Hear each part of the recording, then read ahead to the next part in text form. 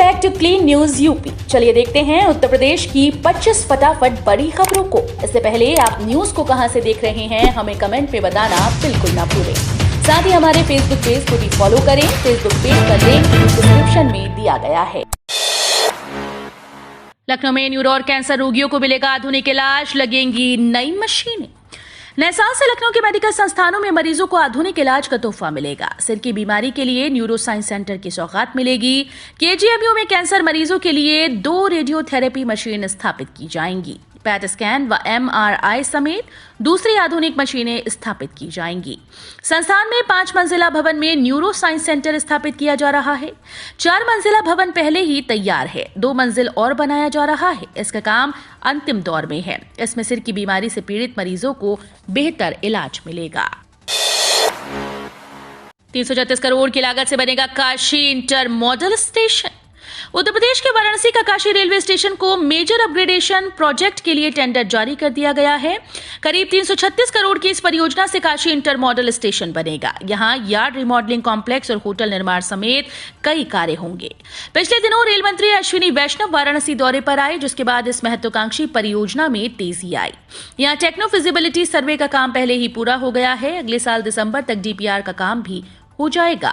यहां प्रस्तावित inter model station के तहत विकास होगा। साल भर के बजाय महज 6 माह में 2 सेमेस्टर की पढ़ाई। कोरोना का प्रत्यक्ष अप्रत्यक्ष असर इलाहाबाद विश्वविद्यालय एवं संबद्ध कॉलेजेस के शैक्षिक सत्र 2022-23 में भी दिख रहा है। एक सेमेस्टर में 6 माह के बजाय महज 3 माह ही पढ़ाई कर सकेंगे। एक सत्र में 2 सेमेस्टर होते हैं, यानी दोनों सेमेस्टर के लिए छात्रों को सिर्फ 6 माह की पढ़ाई करने का अवसर मिलेगा। परास्नातक के अलावा प्रोफेशनल विधि आदि पाठ्यक्रमों में सेमेस्टर प्रणाली से पढ़ाई होती है। विश्वविद्यालय प्रशासन ने सेमेस्टर प्रोग्राम के लिए विस्तृत एकेडमिक कैलेंडर जारी किया है। महिला बंदियों के बच्चों के लिए जेल में बनेंगे चिल्ड्रन पार्क। महिला बंदियों के बच्चों की बेहतर परवरिश को जेलों में इंतजाम किए जा रहे हैं। सभी जेलों में महिला बंदियों के बच्चों के लिए चिल्ड्रन पार्क बन रहे हैं। इसमें उनके खेलने और पढ़ने की व्यवस्था की जा रही है। ये कहना है कारागार एवं होमगार्ड्स राज्य मंत्री धर्मवीर प्रजापति का। धर्मवीर प्रजापति ने रविवार को भाजपा के ऑफिस पर प्रेस वार्ता की। धर्मवीर प्रजापति ने कहा कि महिला बंदियों के बच्चों को पढ़ाने के लिए 42 जेलों में टीचर तैनात हैं। बाकी जेलों में महिला बंदी रक्षक बच्चों को पढ़ा रही है। सहायता प्राप्त माध्यमिक विद्यालयों के तदर्थ शिक्षकों को वेतन नहीं देगी सरकार। सहायता प्राप्त माध्यमिक विद्यालयों में कार्यरत तदर्थ शिक्षकों को वेतन देने से सरकार ने 2 टूक मना कर दिया है। हाईकोर्ट में योजित एक याचिका में 14 दिसंबर को मांगे गए जवाब में सरकार की ओर से माध्यमिक शिक्षा निदेशक डॉक्टर महेंद्र देव ने अभिमत रखा। साफ किया कि संजय सिंह के मामले में सुप्रीम कोर्ट के 7 दिसंबर 2021 के आदेश के अनुसार तदर्थ शिक्षकों को रोज कोष से वेतन भुगतान करना उचित नहीं है। कमिश्नर ने किया अचल सरोवर का निरीक्षण, 15 फरवरी तक काम पूरा करने को कहा। अलीगढ़ स्मार्ट सिटी के अध्यक्ष और कमिश्नर नवदीप रिणवा ने अचल ताल के सौंदर्यीकरण कार्य का निरीक्षण किया। कमिश्नर ने निर्माणाधीन परियोजनाओं को जल्द से जल्द पूरा करने के लिए कहा और कहा कि निर्माणाधीन परियोजनाओं के चलते आम जनमानस को आवागमन में किसी प्रकार की असुविधा न हो। कमिश्नर ने अचल ताल के सौंदर्यीकरण का कार्य करने के अंतर्गत संपूर्ण परिक्रमा मार्ग का भ्रमण करते हुए निर्माणाधीन कार्यों का गहनता के साथ निरीक्षण किया। उन्होंने कार्य के मानचित्रों का अवलोकन करते हुए निर्माणाधीन कार्यों के बारे में जानकारी ली। वाराणसी में 7 जगहों पर करा सकेंगे निःशुल्क कोरोना की जांच। वाराणसी में अब तक जिला मंडलीय अस्पताल, शास्त्री अस्पताल रामनगर में कोरोना जांच की सुविधा थी। अब ईएसआईसी अस्पताल, स्वामी विवेकानंद अस्पताल के साथ ही शहरी सीएचसी दुर्गा कुंड में भी लोग कोरोना जांच करवा सकेंगे। देश में अलग अलग जगहों पर कोरोना के नए वेरिएंट से प्रभावित लोग मिल रहे हैं। स्वास्थ्य विभाग की ओर से पहले से चल रहे कोरोना जांच सेंटर के अलावा कई नए केंद्र बनाए जा रहे हैं। जांच के लिए अब स्वास्थ्य केंद्रों को भी शामिल किया जा रहा है। नए साल में काशीवासियों को मिलेगी फुलवरिया 4 लेन की सौगात। नए साल में काशीवासियों को फुलवरिया 4 लेन की सौगात मिलेगी। इसका निर्माण कार्य 2023 में पूरा होगा। फुलवरिया 4 लेन में सबसे बड़ी बाधा रेलवे ओवरब्रिज थी। अब रेलवे बोर्ड से अनापत्ति प्रमाण पत्र मिलने के बाद इस पर काम शुरू हो गया है। राजकीय सेतु निगम ने काम को गति देने के लिए 4 लेन की 8 पिलर की डिजाइन में बदलाव किया, जिसमें 4 पिलर के बेस में बदलाव का काम पूरा कर लिया गया है। आयुष काउंसलिंग की समय सारणी तैयार। आज मंगलवार को बैठक के बाद हो सकती है घोषणा। उत्तर प्रदेश में आयुष कॉलेजेस में काउंसलिंग की तैयारी पूरी कर ली गई है। निदेशालय की ओर से समय सारणी तैयार कर ली गई। इसे जनवरी माह के पहले सप्ताह से प्रस्तावित किया गया है। आज मंगलवार को होने वाली बैठक के बाद तिथियों की घोषणा की जाएगी। प्रदेश में स्थित राजकीय और निजी आयुर्वेदिक, होम्योपैथिक और यूनानी कॉलेजेस में दाखिले के लिए अभी तक एजेंसी के जरिए काउंसलिंग होती रही है, लेकिन वर्ष 2022 की काउंसलिंग में हुई मनमानी के बाद व्यवस्था में बदलाव किया गया है। नए साल में सीएम दिखा सकते हैं हरी झंडी। गोरखपुर काठमांडू तक दौड़ेगी रोडवेज की बस। कवायद के 1 वर्ष बाद शहरवासी रोडवेज की बस से काठमांडू की सैर कर सकेंगे। परिवहन निगम ने गोरखपुर काठमांडू बस सेवा को हरी झंडी दिखाने के लिए मुख्यमंत्री योगी आदित्यनाथ से समय मांगा। उम्मीद है कि नए साल में इस बस सेवा की सौगात मिल जाएगी। गोरखपुर काठमांडू के बीच राप्ती नगर की एसी जनरत बस चलाई जाएगी। बस को हाईटेक सुविधा से लैस कर दिया गया है। अंतर्राष्ट्रीय बस सेवा को हैंड ओवर करने की प्रक्रिया भी पूरी कर ली गई है। वाराणसी को जल परिवहन का हब बनाने की तैयारी। नए साल में बुकिंग के लिए उपलब्ध होंगी जलयान। देश के सबसे लंबी जलमार्ग पर जलयानों की आवाजाही बढ़ाने के लिए वाराणसी को जल परिवहन का हब बनाने की तैयारी है। हर महीने मालवाहक जहाजों का संचालन सुनिश्चित हो, इसके लिए यूपी के बड़े सरकारी व गैर सरकारी संस्थानों को जल परिवहन से जोड़ा जाएगा। बिहार और बंगाल भेजे वाले सामानों को जल परिवहन के जरिए भेजने और कोलकाता के रास्ते निर्यात की संभावनाओं का भी अध्ययन कराया जा रहा है। जेटी पर सुविधाएं बढ़ाने का फैसला भी लिया गया है। आईआईटी कानपुर ने तैयार किया कृत्रिम हृदय। जल्द जानवरों पर शुरू होगा परीक्षण। दौड़ती भागती जीवन शैली और कोरोना जैसी संक्रामक बीमारियों के बाद हृदय रोगों में तेजी आ रही है। अचानक दिल का दौरा लोगों की जान ले रहा है। इसके बचाव में अब हृदय रोगियों के लिए आईआईटी कानपुर के वैज्ञानिकों और हृदय रोग विशेषज्ञ ने मिलकर कृत्रिम दिल तैयार किया है, जिससे हृदय का प्रत्यारोपण हो सके।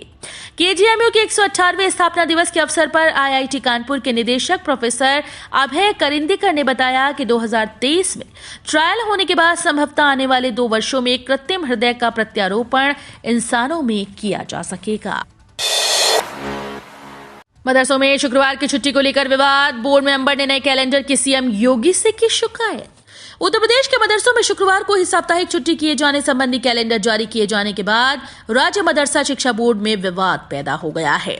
रविवार को छुट्टी का प्रस्ताव रखने वाले बोर्ड के सदस्य कमर अली ने बिना आपसी सहमति के कैलेंडर जारी किए जाने की मुख्यमंत्री योगी आदित्यनाथ से शिकायत करने की बात कही। अली ने सोमवार को पीटीआई भाषा से बातचीत में मदरसा बोर्ड के अध्यक्ष इफ्तिखार अहमद जावेद पर बोर्ड के अन्य सदस्यों से राय लिए बगैर 24 दिसंबर को वर्ष 2023 के लिए मदरसों की छुट्टी का कैलेंडर जारी करने का आरोप लगाया और कहा कि वो इसकी शिकायत मुख्यमंत्री योगी आदित्यनाथ से करेंगे।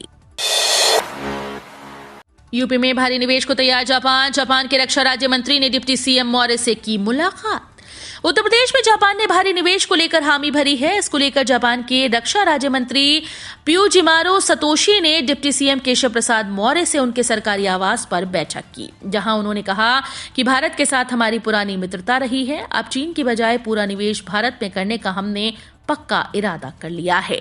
इसलिए सरकार ने एक भारत जापान निवेश कमेटी बनाई है। ये कमेटी भारत में अपने कोऑर्डिनेटर मोहम्मद जावेद खान की अगुवाई में यूपी में भारी निवेश को तैयार है। शीतलहर के चलते 2 दिन स्कूल रहेंगे बंद, फिर हो सकते हैं शीतकालीन अवकाश। अलीगढ़ के डीएम इंद्र विक्रम सिंह के निर्देश पर बीएसए ने शीतलहर और कोहरे को देखते हुए अलीगढ़ के सभी बोर्ड के कक्षा नर्सरी से कक्षा 8 तक के स्कूल्स को आज 27 व 28 दिसंबर को बंद रखने के आदेश जारी कर दिए हैं। कई स्कूल्स में इसके बाद शीतकालीन अवकाश की घोषणा हो सकती है। यूपीपीएससी असिस्टेंट प्रोसिक्यूशन ऑफिसर भर्ती परीक्षा के प्रवेश पत्र जारी।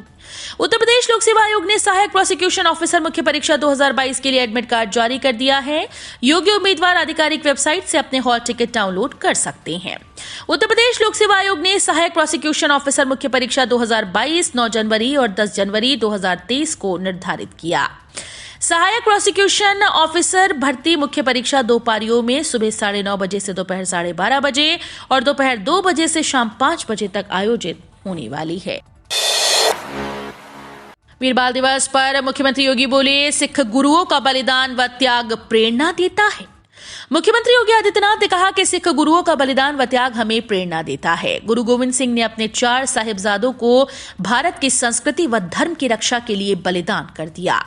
ये दिन गुरु गोविंद सिंह के चारों पुत्र अजीत सिंह, फतेह सिंह, जोरावर सिंह, जुझार सिंह के प्रति कृतज्ञता ज्ञापित करने का अवसर है। ये बातें सीएम ने 5 कालिदास मार्ग स्थित अपने सरकारी आवास पर आयोजित वीर बाल दिवस के अवसर पर ऐतिहासिक समागम में कही। सीएम ने संगत व आगंतुकों को अंग वस्त्र प्रदान किया और पुस्तक का विमोचन किया। पैसेंजर ट्रेन में 50% कम हो गए यात्री, किराया बढ़ने के बाद भी नहीं हो रही कमाई। कोविड काल के बाद पूर्वोत्तर रेलवे में सभी एक्सप्रेस व पैसेंजर ट्रेन चलने लगी हैं, सब कुछ सामान्य हो गया, लेकिन पैसेंजर ट्रेन में चलने वाले लोकल यात्रियों की संख्या नहीं बढ़ पा रही। पैसेंजर ट्रेन में लगभग 50% यात्री कम हो गए। वर्ष 2019 के अक्टूबर व नवंबर के सापेक्ष 2022 में गोरखपुर रूट पर करीब 45% लोगों ने ही टिकट बुक किया है। पैसेंजर ट्रेन में एक्सप्रेस का किराया लगने के बाद भी आय बढ़ने का नाम नहीं ले रही। अखिलेश ने कहा, बेरोजगारी, महंगाई जैसे मुद्दों से ध्यान हटाने के लिए सपाइयों पर फर्जी केस दर्ज करा रही बीजेपी सरकार। यूपी के झांसी जेल में बंद समाजवादी पार्टी के पूर्व विधायक दीप नारायण सिंह यादव से मिलने आए यूपी के पूर्व सीएम अखिलेश यादव ने सोमवार को बीजेपी पर जमकर निशाना साधा। सपा अध्यक्ष अखिलेश ने कहा कि राज्य की बीजेपी सरकार बेरोजगारी, महंगाई आदि मुद्दे छुपाने के लिए सपाइयों पर फर्जी मुकदमे दर्ज कर जनता को गुमराह कर रही है।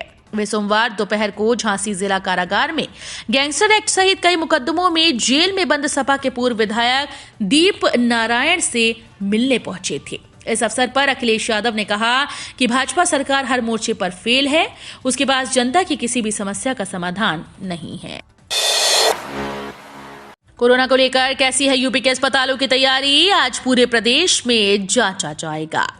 कोरोना को लेकर यूपी के स्वास्थ्य विभाग को अलर्ट कर दिया गया है। नए वेरिएंट के खतरे को देखते हुए आज प्रदेश के सभी अस्पतालों में इलाज की व्यवस्था को परखा जाएगा। केंद्र सरकार के निर्देश पर यूपी सरकार ने भी सभी मंडलों के प्रशासनिक और चिकित्सा अधिकारियों को निर्देश जारी कर दिए हैं।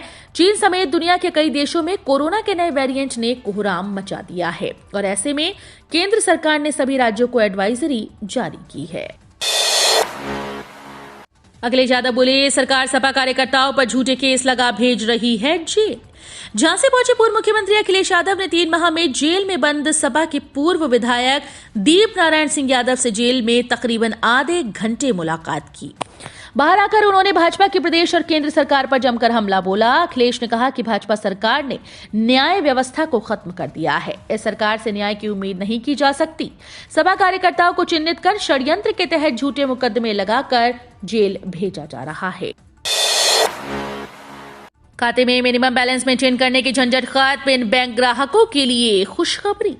मिनिमम बैलेंस मेंटेन करने पर हाल ही में वित्त राज्य मंत्री भगवंत कराड़ ने अहम बयान दिया। उन्होंने कहा कि बैंकों के निदेशक मंडल मिनिमम बैलेंस न रखने वालों के खातों पर जुर्माना खत्म करने का फैसला ले सकते हैं। कराड़ ने एक सवाल के जवाब में कहा था कि बैंक पूरी तरह से स्वतंत्र निकाय होते हैं। बैंकों का निदेशक मंडल मिनिमम बैलेंस मेंटेन नहीं करने पर लगने वाले जुर्माने को खत्म करने का फैसला कर सकता है। इतनी इनकम पर देना होगा 20% का भारी टैक्स। वित्त वर्ष 2021-22 के लिए सरकार की ओर से 2 स्लैब के हिसाब से टैक्स वसूल किया जा रहा है। इसमें एक न्यू टैक्स रिजीम है और दूसरा ओल्ड टैक्स रिजीम। दोनों स्लैब में इनकम पर वसूल किए जाने वाले टैक्स की दर अलग अलग है। ऐसे में सरकार की ओर से अलग अलग इनकम पर 20% इनकम टैक्स भी वसूल किया जाता है। यहां आपको बताते चलें कि न्यू टैक्स रिजीम में कितनी इनकम पर 20% टैक्स वसूला जाता है और ओल्ड टैक्स रिजीम में कितनी इनकम पर टैक्स वसूल किया जाता है। किसानों के लिए बड़ा तोहफा, सिर्फ इस नंबर पर करें मिस्ड कॉल, सीधे खाते में आएगा पैसा। देश के करोड़ों किसानों के लिए बड़ी खुशखबरी है। अगर आप भी किसान हैं तो देश का सरकारी बैंक पीएनबी आपके लिए बड़ा तोहफा लेकर आया है। अब अगर आपको पैसे की जरूरत है तो आपको सिर्फ एक मिस्ड कॉल करनी है। किसानों की इनकम को बढ़ाने के लिए सरकार की तरफ से कई योजनाएं चलाई जा रही हैं, जिसके तहत उनके खाते में सीधे पैसे ट्रांसफर किए जा रहे हैं। पंजाब नेशनल बैंक ने अपने ऑफिशियल ट्वीट में बताया कि अगर किसानों को पैसों की जरूरत है तो उसके लिए इन लोगों को परेशान होने की जरूरत नहीं है। किसानों को सिर्फ एक मिस्ड कॉल करना है और उसके बाद में पैसा उनके खाते में आ जाएगा। मुस्लिम वोट को जोड़ने में जुटी मायावती को अब बीजेपी से भी चुनौती। बसपा सुप्रीमो मायावती लोकसभा चुनाव से पहले दलित, पिछड़ा और मुस्लिम समीकरण बनाकर अपनी पार्टी के कमबैक की कोशिशों में जुटी हैं। इन कोशिशों के तहत पिछले विधानसभा चुनाव के बाद से ही वो मुस्लिम समाज को ये बताने का कोई मौका नहीं गंवा रही कि बीजेपी का मुकाबला सपा नहीं सिर्फ बसपा कर सकती है। मायावती पिछले चुनाव में बसपा की हार की सीधी सी वजह ये बताती हैं कि मुस्लिम समाज को सपा के पक्ष में एक तरफा जाते देख हिंदू वोटों का भी ध्रुवीकरण हो गया और बीजेपी हार गई। जाहिर है मुस्लिम वोट को लेकर अभी तक मायावती का मुकाबला सपा से दिखता था, लेकिन अब जब बीजेपी ने भी पसमानदा मुसलमानों को अपने पाले में लाने की कोशिशें शुरू कर दी हैं तो बीएसपी को इस मोर्चे पर उससे भी लड़ना पड़ रहा है। तो ये थी आज की 25 फटाफट बड़ी खबरें। अगर आपको न्यूज पसंद आई हो तो वीडियो को लाइक और शेयर जरूर करें। धन्यवाद।